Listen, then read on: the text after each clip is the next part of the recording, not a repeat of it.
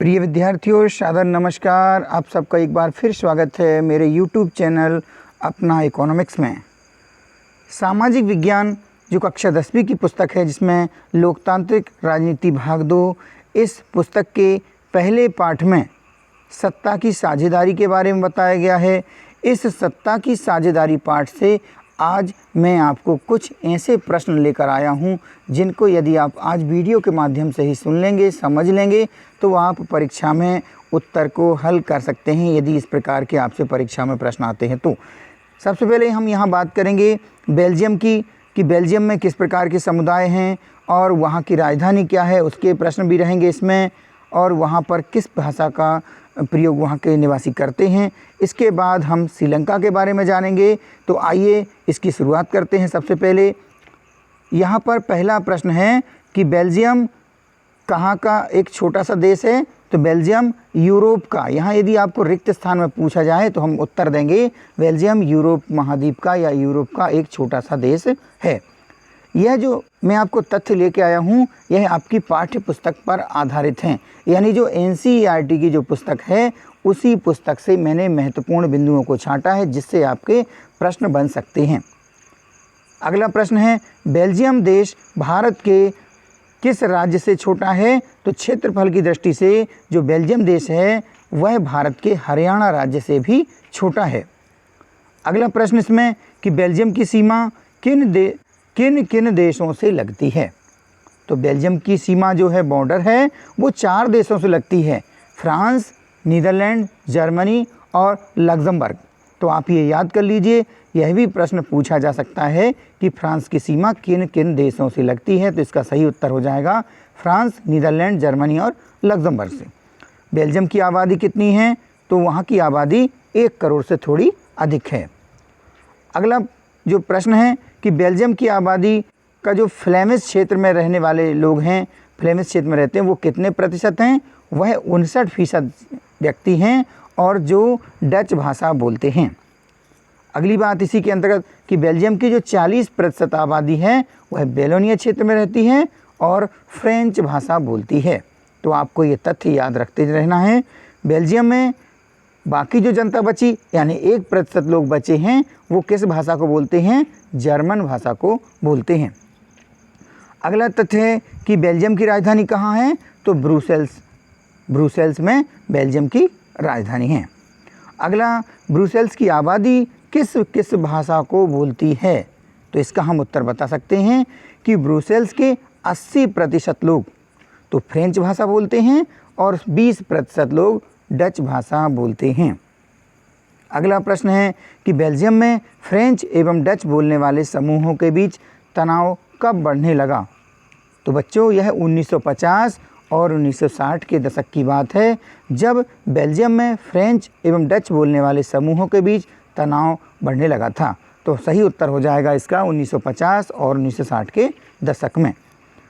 अगला काफ़ी महत्वपूर्ण प्रश्न है कि बेल्जियम ने 1970 से 1993 के बीच, यानी सन 1970 से 1993 के बीच अपने संविधान में कितनी बार संशोधन किया।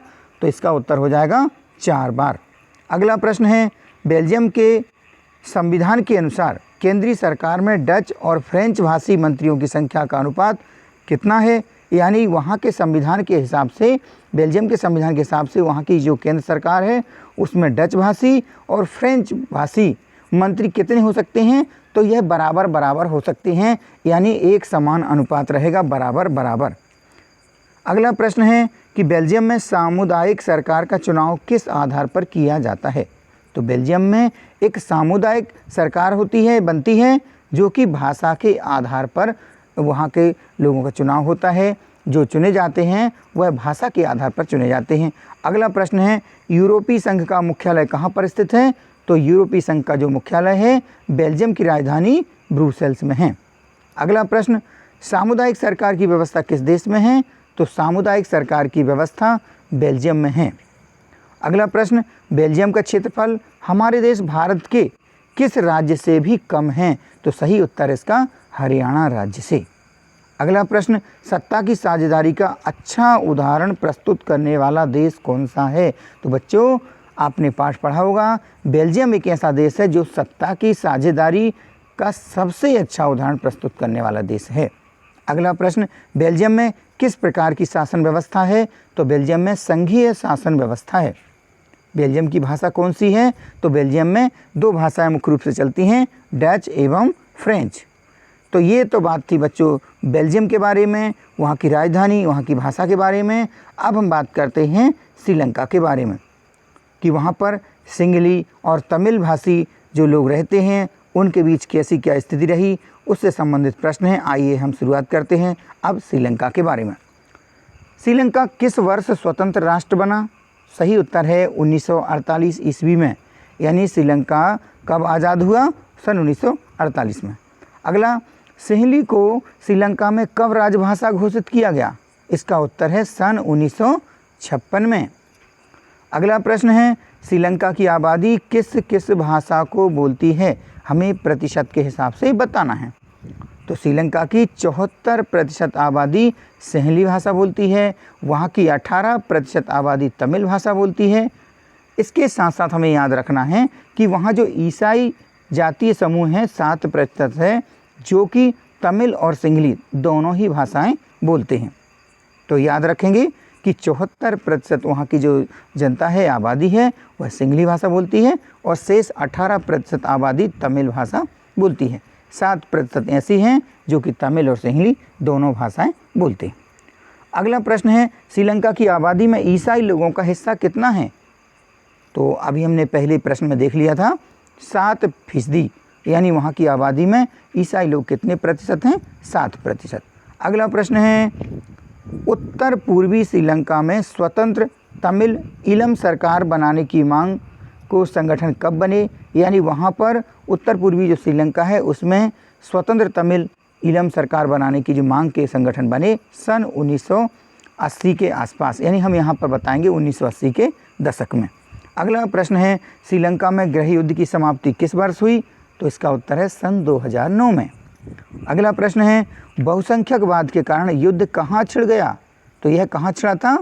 श्रीलंका में, क्योंकि वहाँ तमिल भाषी और सिंहली भाषी के जो बोलते हैं, सिंहली भाषा बोलते हैं, इनके बीच में युद्ध छिड़ गया था। अगला प्रश्न, श्रीलंका की राजधानी का नाम बताइए। तो श्रीलंका की राजधानी कोलंबो है। श्रीलंका की राजभाषा, वहाँ की राजभाषा सिंहली है।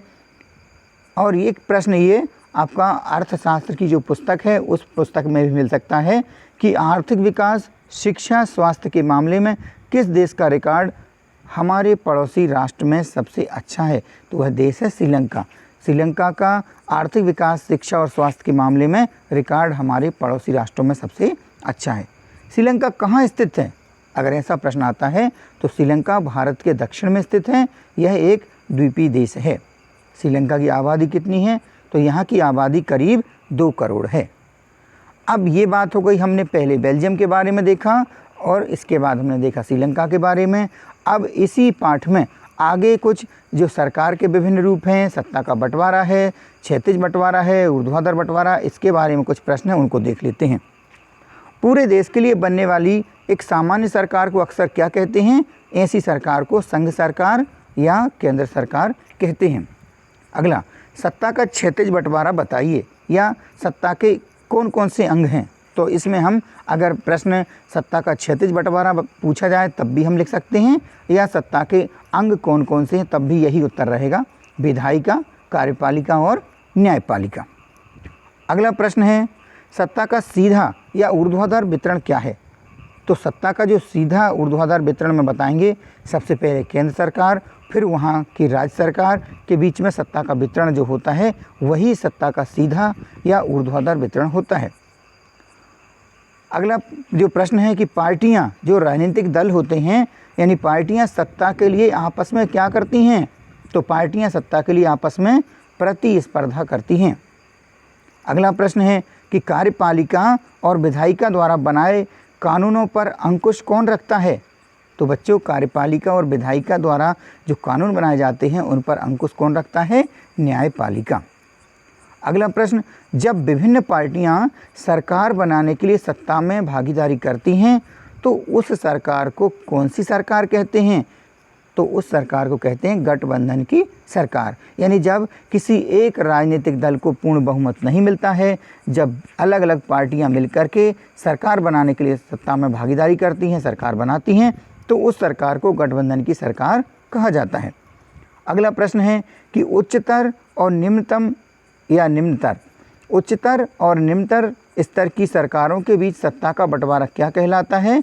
तो यह कहलाता है सत्ता का ऊर्ध्वाधर वितरण या सत्ता का ऊर्ध्वाधर बंटवारा कहलाता है। अगला प्रश्न है कि लोकतंत्र का मूल मंत्र क्या है? तो इसका उत्तर हो जाएगा सत्ता की साझेदारी। लोकतंत्र का मूल मंत्र क्या है? सत्ता की साझेदारी। अच्छा, प्रश्न ऐसा भी आ सकता है कि लोकतंत्र की आत्मा क्या है?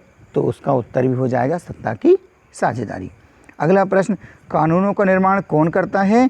तो कानूनों का निर्माण विधायिका करती है। अगला प्रश्न है, कानूनों को व्यवहारिक रूप कौन देता है? तो कानूनों को व्यवहारिक रूप कार्यपालिका देती है। अब कुछ ऐसे प्रश्न हैं जिनके उत्तर एक शब्द में तो नहीं है, परंतु मैंने 15 से 20 शब्दों में उत्तर देने का प्रयास किया है, यानी छोटे छोटे उत्तर हैं, आप इनको भी समझ सकते हैं। पहला प्रश्न है, एथनिक या जातीय किसे कहते हैं?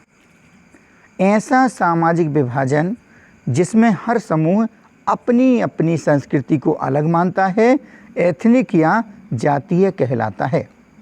एक बार फिर रिपीट कर देता हूँ, ऐसा सामाजिक विभाजन जिसमें हर समूह अपनी अपनी संस्कृति को अलग अलग मानता है, एथनिक या जातीय कहलाता है।